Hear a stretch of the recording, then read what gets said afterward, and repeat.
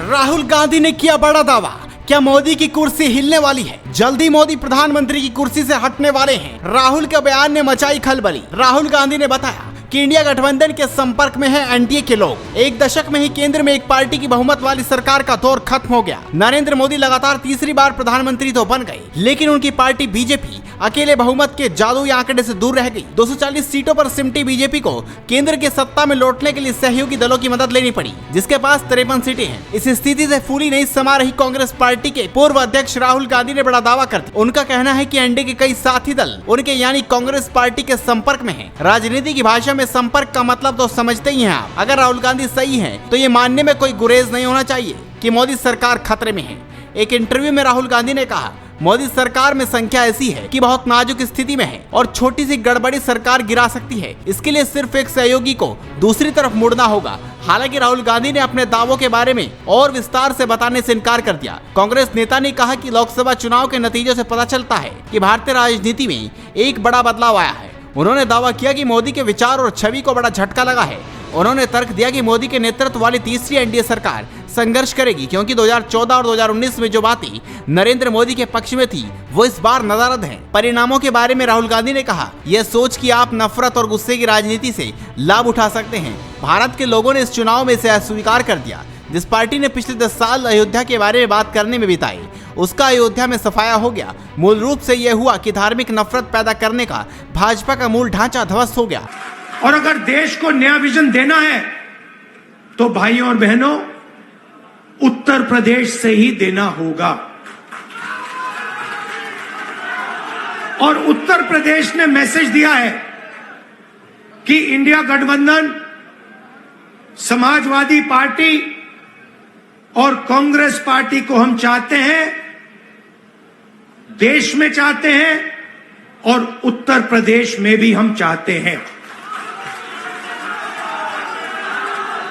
तो काम क्या है मैं आपको बताता हूं। सबसे पहला काम, जहां भी ये नफरत फैलाते हैं, नफरत के बाजार में हमें मोहब्बत की दुकान खोलनी है। आपने देखा भाइयों और बहनों, अयोध्या की सीट हार गए, राम मंदिर बनाया, उसमें इनॉग्रेशन में एक गरीब व्यक्ति आपने नहीं देखा होगा, एक किसान नहीं था, एक मजदूर नहीं था, एक पिछड़ा नहीं था, एक दलित नहीं, आदिवासी राष्ट्रपति से कहते हैं तुम यहां नहीं आ सकती। और आपने वहां पे देखा, अदानी जी खड़े थे, अंबानी जी खड़े थे, देश के अरबपति खड़े थे, पूरा बॉलीवुड खड़ा था, क्रिकेट की टीमें खड़ी थी, मगर एक गरीब व्यक्ति नहीं खड़ा। तो जवाब अयोध्या की जनता ने भी दिया है। और सिर्फ अयोध्या में नहीं भाइयों और बहनों, सिर्फ अयोध्या में नहीं, वाराणसी में जान बचा के निकले हैं प्रधानमंत्री। और मैं आपको कहता हूं और बहन से कह रहा हूं, अगर ये लड़ जाती वाराणसी में, अगर ये लड़ गई होती, तो आज हिंदुस्तान के प्रधानमंत्री